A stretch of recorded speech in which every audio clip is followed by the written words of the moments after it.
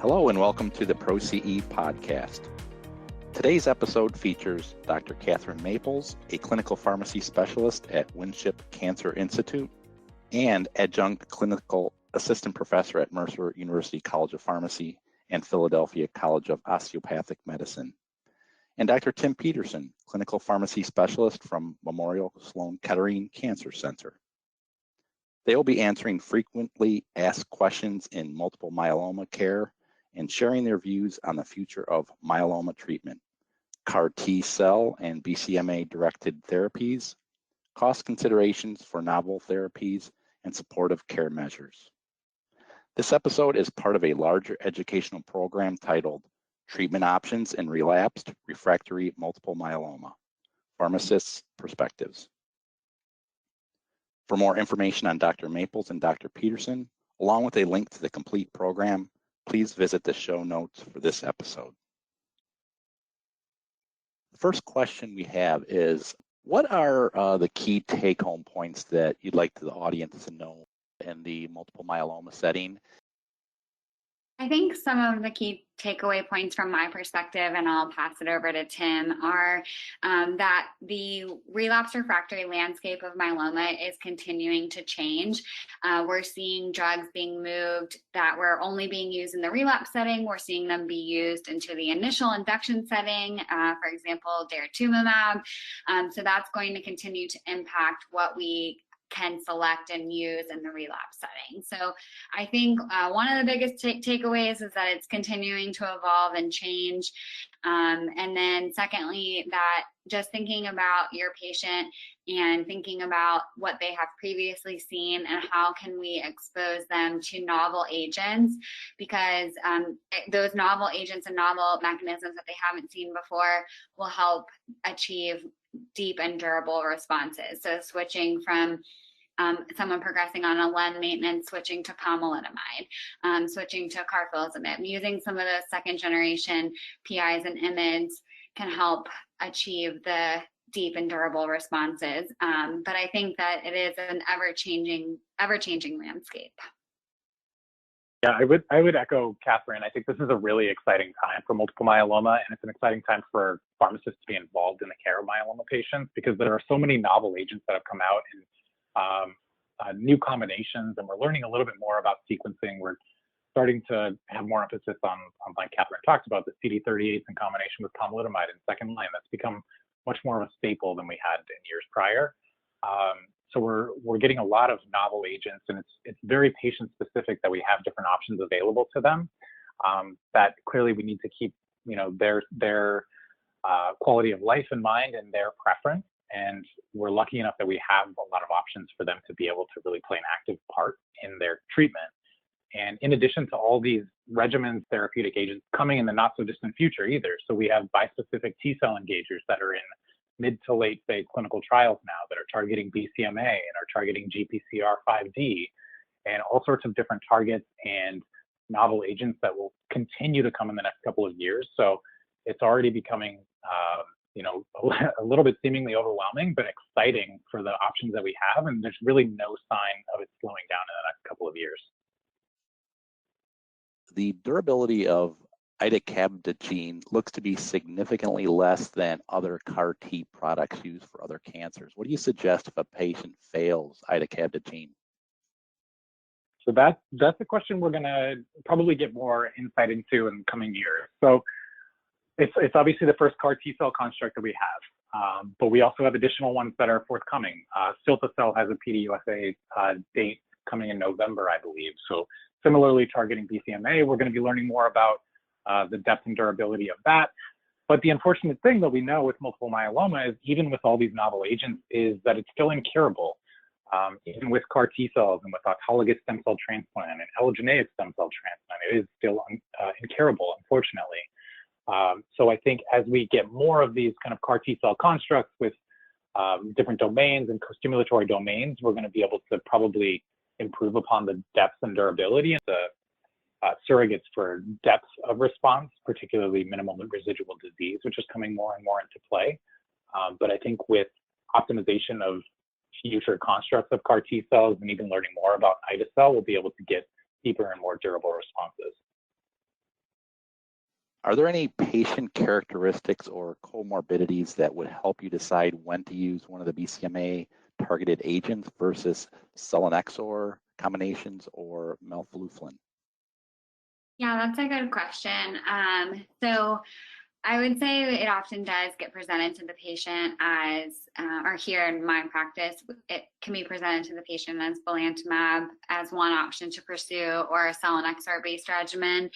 I think that some of the patient characteristics that I think about, the nausea and vomiting with selinexor can be pretty debilitating. It does require, from my perspective and practice, is some pretty aggressive antiemetic therapies. So if someone has had a history of nausea and vomiting with some of our other options that don't have a even moderate emetic potential, then that would make me a little bit leery of using a selinexor-based regimen. Alternatively, someone who has any type of eye issue, like I had a patient with a retinal issue, which complicates their vision, and it's not a contraindication to using melphalan, but it does make us want to think twice about potentially adding another eye toxic agent that would worsen their vision further. So while no severe contraindications, if they have a sensitive eye history, I might think twice about belamaf. And selinexor, just thinking about their quality of life and if the nausea would be something that they're willing to handle. Considering the halt in the OCEAN trial, what should be done for our patients currently on melphalan, flufenamide? So the current recommendation and what's been done previously when the FDA has had to halt studies like this is, even within the OCEAN trial, that if patients are currently deriving clinical benefit, then they are able to continue on therapy. However, if they're stable disease and not really deriving clinical benefit, then it's recommended that they come off therapy, obviously. But that's what's been recommended by the FDA for patients that are enrolled in clinical trial, and it is still clearly available. So I don't know, Kathryn, if you have anything else to add to that. No, I don't.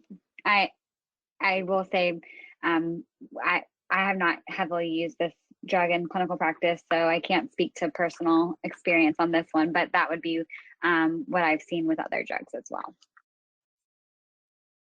Have they identified what the increased risk for mortality in patients with melphalan, flufenamide was, and how strongly is it associated with the drug? So this is a very recent FDA alert that just came out. So from what I've personally seen is that they haven't actually shared what the toxicity was that was leading to increased risk of death. But it seemed pretty clear cut from how it's being presented from the FDA that they do highly associate it with the melphalan flufenamide compared to pomalidomide and dexamethasone. Again, we're a little bit in kind of a holding pattern right now and kind of in the dark as we await more information, because we're clearly going to need some confirmatory safety analyses before we can continue giving this drug, and before those confirmatory studies can be completed. But my understanding is that the FDA, granted, being able to halt these trials, they've determined that they think it's highly associated with the melphalan, but to what extent and what specific toxicity, whether it's infection or what have you, I have not seen that yet. When you use selinexor, is it only combined with bortezomib dex, or are other combinations considered for patients who have already received bortezomib? So that's a very good question. We're starting to see a lot more utilization of selinexor. The initial approval was just in combination with dexamethasone for patients who are heavily relapsed, but that was the dosing schedule had pretty rough tolerability from a GI standpoint. So the regimen that's being utilized a little bit more frequently is that in the question with bortezomib and dexamethasone as per the Boston trial. So for someone who's already received bortezomib, probably not going to be a great option unless they responded well to it, and it's been quite some time. But as per the multi-cohort STOMP trial, you can utilize selinexor in combination with either daratumumab or pomalidomide and dexamethasone. That's something that's being investigated further right now, but it is something as per the NCCN that you can utilize as a different combination. And we've started to see a little bit of it in clinical practice. And I think we're starting to see more and more selinexor being adopted in relapse disease. Of the several second-line alternatives listed, which ones are the most cost-effective options? So I think that that's a good question and a challenging question because it is very typically dependent upon the patient's insurance and their individual kind of financial status. But the alternative options, thinking about an all-oral option with ixazomib, lenalidomide, and dexamethasone, if they have an insurance that can keep those copays low, then that can really be a good option for patients because it does reduce the financial burden of coming to an infusion center. Other strategies for that would be using the once-weekly dosing of carfilzomib. But I think it, unfortunately, is pretty patient dependent. Tim, I don't know if you have other thoughts. Yeah, that's an important question for myeloma now that we have all of these different antibody therapies and we have so many novel agents that clearly none of these are inexpensive.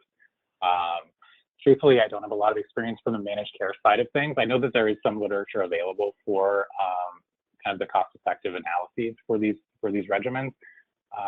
But I mean, potentially trying to minimize antibody-based therapies if you're really keeping in mind cost effectiveness. But that's certainly a difficult kind of gray area that in my practice, we don't have a ton of experience in the managed care side of things to have too much to enlighten with that. How often is cost a factor in the use of subcu daratumumab for a patient? So from what I've seen in clinical practice, the nice thing is immediately upon FDA approval of subcutaneous daratumumab, the NCCN guidelines were updated, I think, honestly, the next week. So what that means is from a third-party payer structure is that using subcutaneous daratumumab was appropriate for essentially all third-party payers for any daratumumab-based regimen. So honestly, basically immediately upon FDA approval, and once we were able to actually acquire the drug, we were able to get approval for just about everyone, and I honestly can't think of any instances in which subcutaneous has been denied by a third-party payer in favor of intravenous, even early on in its approval pathway. How are your centers handling pre-medications and wait times for daratumumab subQ? For a cycle 1, day 1, new start daratumumab, getting subQ dara, we pre-medicate, so 30 minutes waiting and then initiating the subQ injection, and then they're monitored for 3.5 hours after. After the initial day 1, the pre-medication time can be shortened to 15 to 30 minutes. So we have a relatively short waiting period for our patients. I would say that we're relatively similar to that as well. So the acetaminophen, diphenhydramine, montelukast, and dexamethasone, typically it's on the order of an hour prior to the first dose. And then again, to account for the median time to onset of the administration-related side effects that you talked about, I think it was 3.2 to 3.5 hours. We rounded up a little bit. So our first dose, we require them to stay in the clinic for 4 hours afterwards so that we can manage any administration-related adverse effects. And then all subsequent doses thereafter, we don't have an observation period. If they did react to the first dose, then it's at the LIP's discretion whether or not they want a 2 to 4 hour observation with the second dose.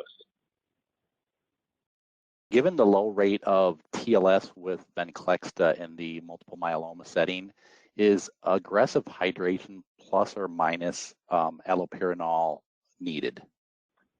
So I would generally say we should be checking tumor lysis labs at baseline for someone who's starting venetoclax, just to get an idea, especially for myeloma patients, knowing that they're prone to renal dysfunction, and that's going to make them more prone to electrolyte abnormalities and hyperuricemia in the first place. So we should have a good baseline for that. More often than not, they're probably not going to require allopurinol and extra aggressive hydration. They should still be orally hydrating well, but not something like a CLL that we would do. There are some caveats to that. And when we started using venetoclax a couple of years ago, when the data started to come out for myeloma, we noticed that some patients that had soft tissue involvement of their multiple myeloma seemed to kind of behave a little bit more like a lymphoma and may actually be a little bit more apt to lyse.